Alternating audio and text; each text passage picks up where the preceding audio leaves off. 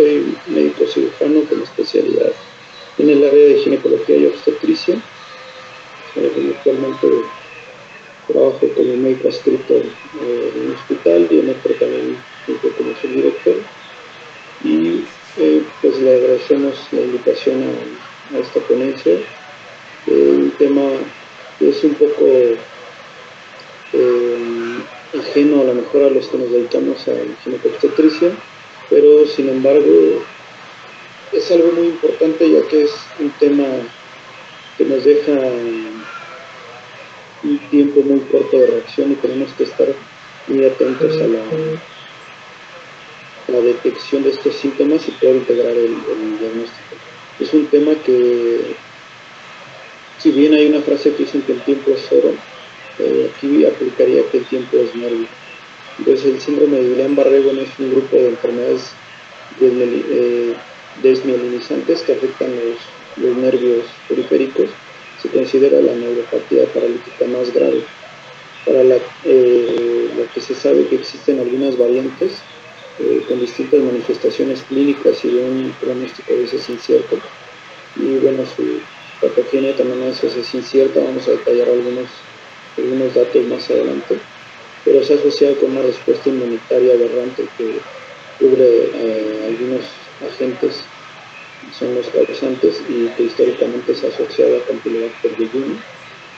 En la definición podemos ver que es una polirradiculoneuropatía desmielinizante aguda, autoinmune, y recordemos que los oligodendrocitos producen mielina en el sistema nervioso central, y las células de Schwann son las que se encargan en el sistema nervioso periférico, que es ahí donde radica este síndrome, ¿no? En las vainas de mielina. Y decimos que es polirradiculoneuropatía, ya que afecta a varios nervios. Estos pueden ser motores o sensitivos. Va a ser distal, inicia principalmente en las extremidades inferiores. Es gradual, no tiene una instalación tan abrupta. Sí la denominamos aguda porque va a ser en un lapso corto, pero no es una instalación abrupta. Y bueno, es simétrica, debe estar afectando ambas extremidades, derecha e izquierda, ya sea si la afección puede ser en miembros inferiores o en miembros superiores, que normalmente lo vemos más de miembros inferiores hacia arriba. Y va a ser ascendente, que es lo que les comentaba, de abajo hacia arriba. Si vemos afección en miembros torácicos, pues de distal a proximal. Desmielinizante, porque bueno, estas neuronas van a perder esa vaina, esos anticuerpos que nos van a afectar. Aquí vemos un esquema donde esos anticuerpos nos van a afectar esas vainas de mielina, y esto va a hacer que pierdan fuerza o sensibilidad. Les van a dar una parálisis flácida, los músculos van a estar completamente blandos, van a estar laxos, y esto también se va a traducir en una hiporreflexia e inclusive una reflexia. Lo que hablábamos del tiempo es una forma aguda en menos de semanas. El 90% de los casos va a presentar una progresión rápida, pero no es instalación abrupta, no es todo en un solo día, por ejemplo. Entonces, en este esquema aquí lo que podemos ver, lo rojo es el periodo de infección. Todo el síndrome de Guillain-Barré sabemos que está precedido de un foco infeccioso. Y después vemos en azul la formación de anticuerpos en el suero de los pacientes. Y en la línea verde nosotros vamos a ver la historia natural de la enfermedad, que es la progresión, una fase de meseta, una fase de recuperación, y pues vamos a ver las secuelas que en el tiempo, bueno, que puede quedar estas secuelas. Aquí nosotros vemos que prácticamente después del periodo de infección, alrededor de 2-3 semanas después, pueden empezar a presentarse esos síntomas, y va a haber una subida en cuestión de semanas hasta alcanzar la fase de meseta, y ahí es donde estamos teniendo que intervenir a este paciente para que la secuela sea lo menor posible. Autoinmune, porque va a estar mediada por anticuerpos antigangliósidos específicos para Guillain-Barré, los anti-GM1. En el síndrome de Miller-Fisher, una de las variantes que no sabemos vamos a ver, son los anti-GQ1B, y esto nos va a ir dando pues algo de ¿cómo se llama? Diferenciar qué cuadro es el que se está instalando en nuestras pacientes. Y bueno, en México el síndrome de Guillain-Barré, pues así como en otros países, tiene una incidencia anual de hasta 1.8 casos por cada 100.000 personas. Su descripción durante el embarazo es menos frecuente. La manifestación del síndrome de Guillain-Barré durante el embarazo puede ser en cualquier trimestre, aunque hay predominio en el tercero. Hay algunos artículos que manejan el tercero, otros el segundo. En conclusión, al revisar este tema, lo que podemos ver es que entre el segundo y tercer trimestre es cuando más se presenta el síndrome de Guillain-Barré en estas embarazadas, incluso hasta 2 semanas después del parto. Aún más raro, es más rara la recaída durante el embarazo o el posparto, pero se llega a presentar 2 semanas después todavía en algunos casos. Se va a manifestar clínicamente por parestesias, entumecimiento, dolor o debilidad de las extremidades, y de inicio puede confundirse con alguna molestia propia del embarazo. Muchas pacientes nos llegan a referir parestesias, pérdida de la sensibilidad en las extremidades, y sabemos que hay una manifestación, una angulación de esa columna, que es parte de los cambios fisiológicos del embarazo, y eso puede a veces dar alguna compresión y ser algún dato que a veces nos refieren los pacientes y podemos pensar que es esto, más cuando realmente estaremos ante un caso de síndrome de Guillain-Barré. Esto va a propiciar que retardemos a veces el diagnóstico e inclusive pues, el tratamiento, y cabe resaltar que estos pacientes nos van a llegar a nosotros, no van a llegar directamente como un neurólogo, que a lo mejor es quien más preparado está para identificar este tipo de síntomas o de enfermedades, y nosotros somos los que lo vamos a estar viendo y va a ser difícil a veces hacer el diagnóstico. Entonces por eso la importancia, ¿no?, de revisar estos temas. El tratamiento, bueno, pues sabemos que lo que les comentaba, ¿no?, el tiempo es nervio, entonces tenemos que estar siempre muy pendientes. Alrededor de cada año se registran 467 hospitalizaciones por síndrome de Guillain-Barré en general. En el embarazo prácticamente es algo similar, pero tiene una frecuencia menor. Esto representa una incidencia alrededor del 0.8 a 1.89 casos por 100.000 egresos hospitalarios. El embarazo y síndrome de Guillain-Barré, pues a veces no tiene una causa-efecto directa, es escasa la información. En la literatura solamente vamos a encontrar más o menos alrededor de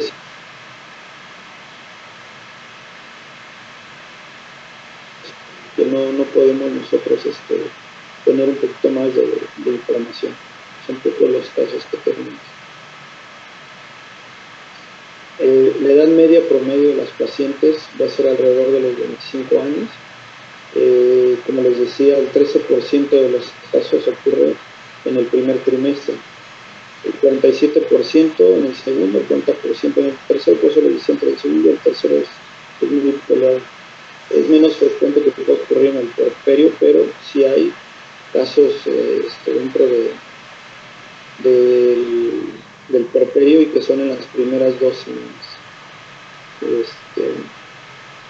Hace poco supimos, ¿no?, de los casos que repuntaron en el sur del continente americano, asociado al virus del Zika, pero igual no tuvimos mucho caso con embarazadas, ¿no? Y ahí lo que veíamos era como más hacia Zika y chikungunya. Y en los agentes causales que comúnmente podemos nosotros encontrar, el 70% pues es asociado a un proceso bacteriano, el 20% alrededor son virales, y algunas otras causas inusuales. El virus de Epstein-Barr, algunas inmunizaciones, son las que están presentes. Todos debemos de investigar algún proceso infeccioso entre las 2-3 semanas previas.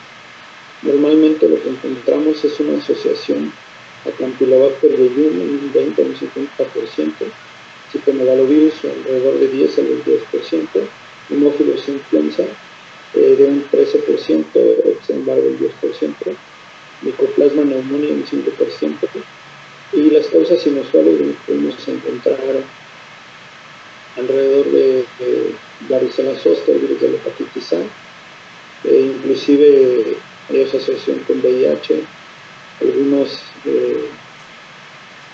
procesos de cirugía, se considera algún detonante, principalmente lo que implica hueso o hacia tubo digestivo. Sin embargo, la asociación es moderada, no es tan frecuente. El cáncer rara vez nos va a desencadenar un síndrome de Guillain-Barré y se ha manifestado como a veces síndrome paraneoplásicos, como lo que de repente por ahí mencionar, principalmente hacia pulmón y la gastritis. Respecto al embarazo es complejo saber, como mencionábamos, una causa-efecto directa. De primera instancia, esto puede deberse a que la incidencia del síndrome de Guillain-Barré entre embarazadas y no embarazadas es algo similar, pero es menos todavía en el embarazo. No hay una diferencia muy marcada, pero sí es menor. Y asimismo las publicaciones, como les decía, son escasas. A la fecha, en reportes de casos o estudios de reporte, que se suman alrededor de 130 casos de embarazadas con Guillain-Barré.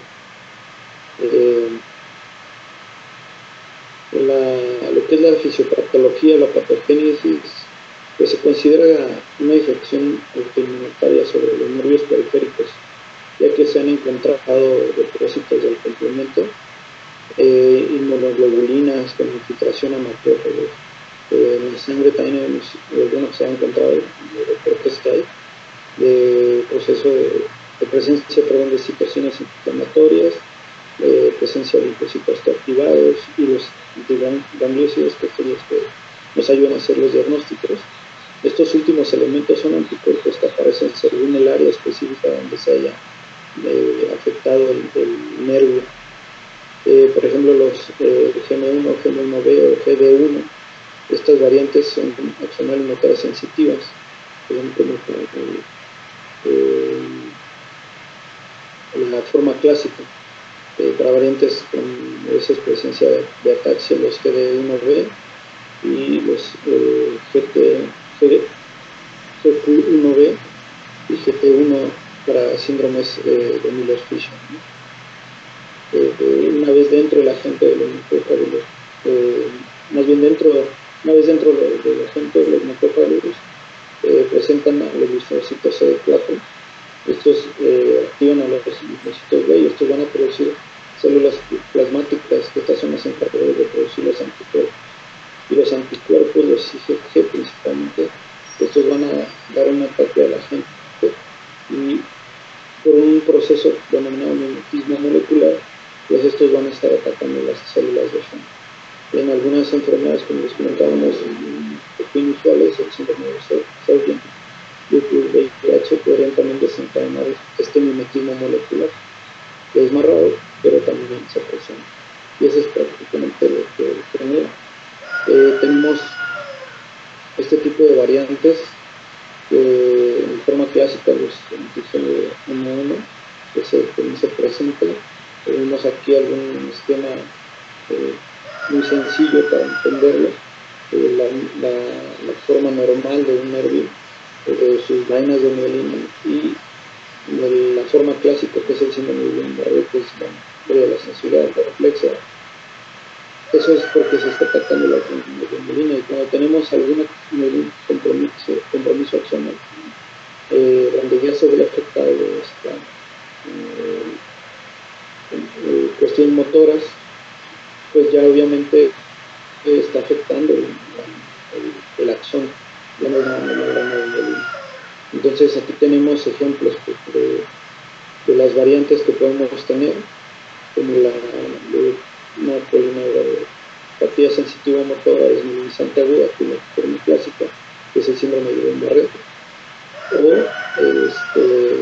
la neuropatía neuropatía axonal motor aguda, que es AMAN, sus siglas en inglés, es donde se presentan los GD1 y los GM1. Y para el síndrome de Miller-Fisher, los anti-G1, y cuando vemos alguna neuropatía faringo cervicobraquial, los GP1A son los que están presentes. Existen variantes menos frecuentes dentro del espectro de Guillain-Barré, que tienen dudas si entrarían como en la ataxia sensitiva pura de la encefalitis de Bickerstaff, pero no hay una asociación, no hay una presentación de hecho de estas variantes, no hay casos descritos en embarazos.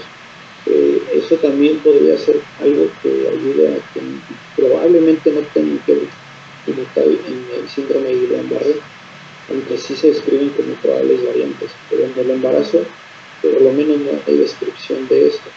Y por ejemplo, el líquido cefalorraquídeo tiene cambios característicos y normalmente aparecen en la primera semana, como vemos en la gráfica de las curvas de la evolución de la enfermedad. Y se desconoce, más bien se conocen como disociación albúmina citológica, perdón, lo que se reporta prácticamente en los casos de todas las embarazadas con Guillain-Barré. Y a veces estas variantes pueden no tener estos hallazgos, entonces ahí queda la duda, que probablemente sí no sean integradas como variantes del síndrome de Guillain-Barré. Lo normal son de Fisher, que es la que se puede identificar. Tenemos en el cuadro clínico pues una tetraparesia flácida a reflexión. Debe ser ascendente, aguda, como ya lo vimos. El punto máximo de los síntomas son 4 semanas. Obviamente, si dentro de este tiempo, si esta enfermedad llega, más bien estas manifestaciones clínicas llegan a afectar el diafragma, pues obviamente son pacientes que van a requerir una ventilación mecánica. Si dentro de esas 4 semanas no afectó el diafragma, difícilmente se va a tener que requerir. Podemos, para el cuadro clínico, para identificar a estos pacientes, podemos utilizar la mnemotecnia de las 7 años. Cuando es aguda, ascendente, afebril, arrefléxica, antecedente de infección, ambos lados, o sea que sea simétrica y síntomas autonómicos. Estos pacientes pueden presentar tanto bradicardias, taquicardias o hipotensión, sin obviamente alguna otra causa, y son los síntomas que van a presentar. En los estudios que nos pueden apoyar al diagnóstico, bueno, pues son la función del líquido cefalorraquídeo, la función de lumbar, perdón, para el estudio del líquido cefalorraquídeo, en el cual vamos a ver una disociación albúmino-citológica. Tenemos que encontrar más proteínas en comparación a las células. La celularidad no debe regresar más allá de 50 células por milímetro cúbico. Se van a instaurar semanas después de iniciar los síntomas y podría estar semanas después de la recuperación inclusive.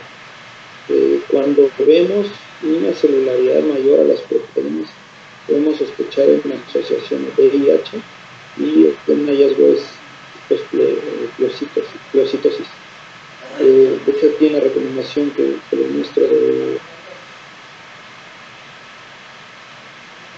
16, donde también se había reportado ya con anterioridad algún brote de Guillain-Barré asociado a estos virus,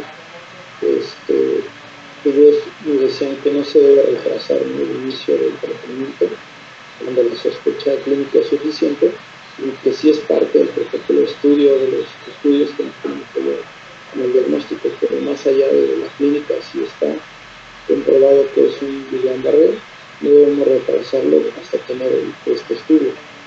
El apoyo de la realización rutinaria y temprana de la función lumbar en síndrome de Guillain-Barré, pues se sugiere refiere pues, a los casos que se presentaron en Colombia, mencionaban aquí, en Centroamérica, pero porque veían que los síntomas siguen frecuentes.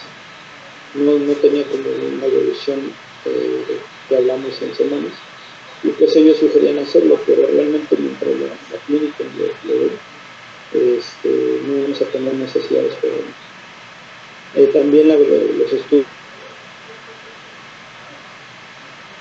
de la velocidad de conducción es el primer hallazgo que deben de obtener la revisión de la onda Elcott, y esto se traduce en una nula conducción motora aproximada. Y es igual, no es necesario para el inicio de tratamiento o para el diagnóstico. En lugares donde sí tenemos los recursos y algún experto para su ejecución, e inclusive la interpretación, puede aportar información que apoya el diagnóstico diferencial en las variantes, no diferencial con otro tipo de enfermedad, sino en las variantes, y determinar algún pronóstico sobre el paciente. Para los criterios diagnósticos, tenemos las clasificaciones, o más bien los criterios tanto de Asbury y de Brighton. Los criterios de Asbury son más antiguos y por ahí del 2011 tuvimos la presentación de los criterios de Brighton, y consideran la debilidad flácida simétrica de las extremidades, los reflejos osteoconvenosos disminuidos o ausentes, y que el curso clínico sea monofásico, con un tiempo de aparición del nadir de 12 horas hasta 28 días. El líquido cefalorraquídeo con salivadora en 1 hora 50 y unas proteínas más altas, y con un estudio de conducción nerviosa que consiste en el diagnóstico y que no haya otra causa que explique todo esto. Pero posteriormente se volvió a apoyar en los criterios de Asbury, porque aquí nos hablan de que había datos que eran necesarios para el diagnóstico de su gestión, duda, porque de plano descartaban. Entonces volvieron a retomar la importancia, y aquí era lo que nos dice que debe presentar para que sea el diagnóstico una debilidad progresiva en ambos brazos, piernas, y una reflexia o hiporreflexia. Y los criterios que ya nos apoyaban en el diagnóstico pues era una progresión de los síntomas durante días o dentro de esas 4 semanas. La simetría relativa, que podía por ahí de repente no tenerla, pero es muy característico que debe ser simétrico. Signos o síntomas sensoriales leves, que hubiera afectación del nervio craneal, debilidad facial, especialmente bilateral, recuperación a partir de 2 o 4 semanas después de que cese la progresión, una disfunción autonómica, que ya los síntomas que comentábamos, ausencia de fiebre al inicio, hallazgos típicos en el líquido cefalorraquídeo, la disociación albúmino-citológica, y bueno, el estudio de conducción, que pues signos característicos de un proceso desmielinizante. Las características que ponen en duda el diagnóstico: cuando no hay asimetría, cuando hay una disfunción vesical o intestinal, cuando hay mayor celularidad que proteínas, pues bueno, puede ser, pero asociado a VIH o que fuera otra cuestión. De las características que de plano descartaban, pues el uso de algún tipo de droga, alguna alteración del metabolismo de las porfirinas, infección de difteria, intoxicación por plomo, o algunas otras enfermedades como poliomielitis, botulismo, parálisis histérica, neuropatía tóxica. Entonces vuelven a retomar después, y actualmente son temas que se manejan.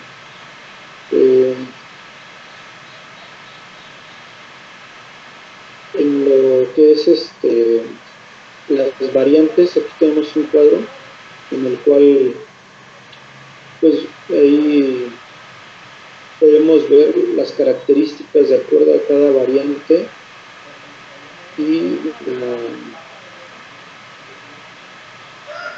la diferenciación de síntomas de los anticuerpos. Y aquí sí incluyen la encefalitis, por ejemplo, que comentábamos previamente, pero realmente no, todavía hay algunos que dudan. Esto es de la expresión de un grupo de estudio para el síndrome de Guillain-Barré, que engloba todos las variantes que pueden tener, ¿no? Ya para tratamiento,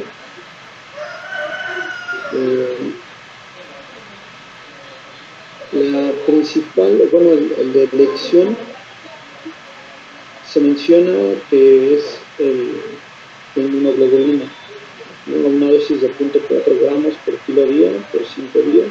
Debe iniciar solo igual los primeros 5 días y lo sugerente es que sean las primeras 4 semanas. Después de 4 semanas, recuerden que uno de los datos es de que después de ese tiempo pueden recuperarse los pacientes, entonces ya no tienen un beneficio.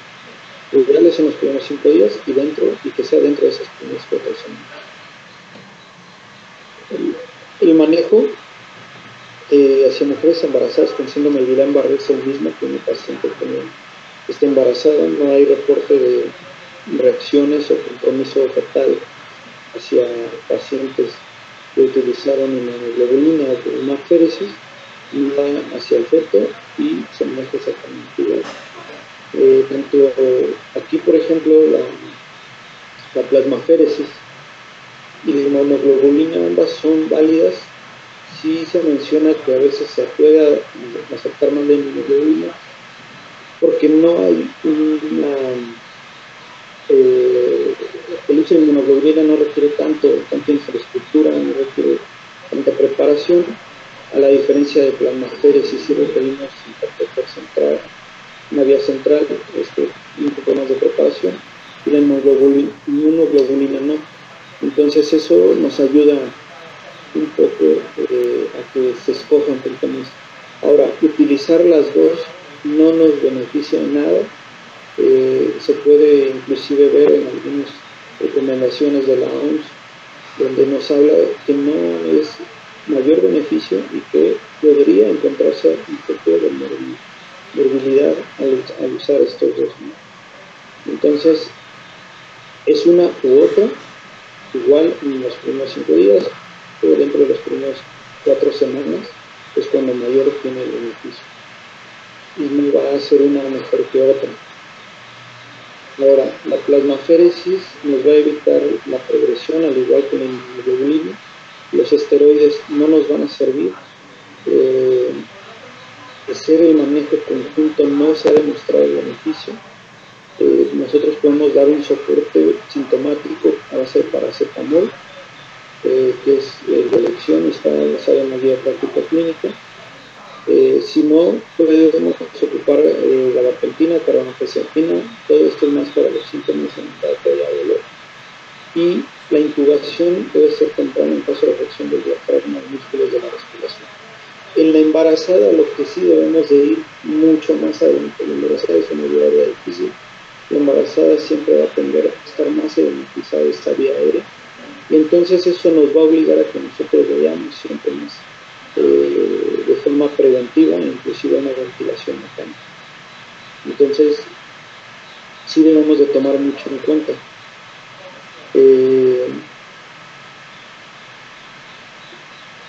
Tenemos el pronóstico en estas pacientes, tenemos algunas escalas, en lo que es ERGIS y EGOS, se utilizan para el pronóstico de la enfermedad, toman en cuenta el número de días entre el inicio de la debilidad y el ingreso hospitalario, la existencia o no de debilidad facial o vulvar y la gravedad de la debilidad de las extremidades, de necesitar ventilación mecánica, así como la probabilidad de caminar en los próximos 6 meses. Y también tenemos lo que es la escala de Hughes, que esta es un poquito más pequeña, es más fácil de utilizar, y ella lo que nos va a estar viendo es una división en 6 grados y va desde una mínima afección motora hasta la necesidad de ventilación mecánica o la muerte, y determinará los cambios clínicos que puedan suceder durante el tratamiento. A pesar de aportar información sobre el pronóstico, solo la escala de Hughes y EGOS se mencionan escasamente en algunos casos reportados en estas embarazadas que encontramos en la literatura. La otra forma de pronosticar, al menos la necesidad de ventilación mecánica, es con el volumen expiratorio en el primer segundo y la capacidad vital forzada. En las embarazadas con un síndrome de Guillain-Barré que reportaron más de 1 litro del volumen expiratorio forzado en el primer segundo, de más de 20 mililitros por kilo de capacidad vital forzada, estos pacientes no ameritan un soporte avanzado de la vía aérea. Y el 35% de las embarazadas con síndrome de Guillain-Barré requieren ser admitidas en unidades de cuidados intensivos. En todos los casos, alrededor del 21% requirió una ventilación mecánica. Y respecto a la mortalidad del síndrome de Guillain-Barré, a nivel nacional e internacional es del 10.5% en las pacientes embarazadas. Este desenlace es similar entre embarazadas y pacientes no embarazadas. Pero desde principios del milenio se han reportado al menos de 2% de muertes maternas y muertes intrauterinas o abortos solamente el 3%. No hay causas o no hay alguna afección del síndrome hacia el feto. Solamente hay un caso ahí anecdotario reportado de que el bebé tuvo síndrome, presentó cuadro de síndrome de Guillain-Barré al nacimiento y fue recuperado. No tuvo más complicaciones. Y buena manera de resumen, pues recordar que es una polirradiculoneuropatía desmielinizante aguda autoinmune, que la gente más común es el Campylobacter jejuni, se autolimita por ahí de las 4 semanas, condiciona una parálisis flácida, simétrica, ascendente, progresiva, arreflexia o crónico-reflexa. La variante más común es el síndrome de Miller-Fisher. El hallazgo en líquido cefalorraquídeo es la disociación albúmino-citológica, los cambios desmielinizantes en las velocidades de conducción, el tratamiento de elección es inmunoglobulina y el pronóstico dependerá de la rehabilitación física. Y en el embarazo, recordar que es la historia clínica, exploración física, informando el líquido cefalorraquídeo del estudio de neuroconducción, nos va a apoyar a los diagnósticos, más cuando tengamos la duda, y pues utilizar los criterios de Asbury que son vigentes todavía, a pesar de que en el 2011 se dictaron los criterios de Brixton, y la revisión de la vigencia de Asbury es porque nos hablan de causas típicas y causas atípicas. Y bueno, no queda más que agradecer su atención. Espero que sea de mucha utilidad esta plática y que se lleven bastante aprendizaje. Muchas gracias.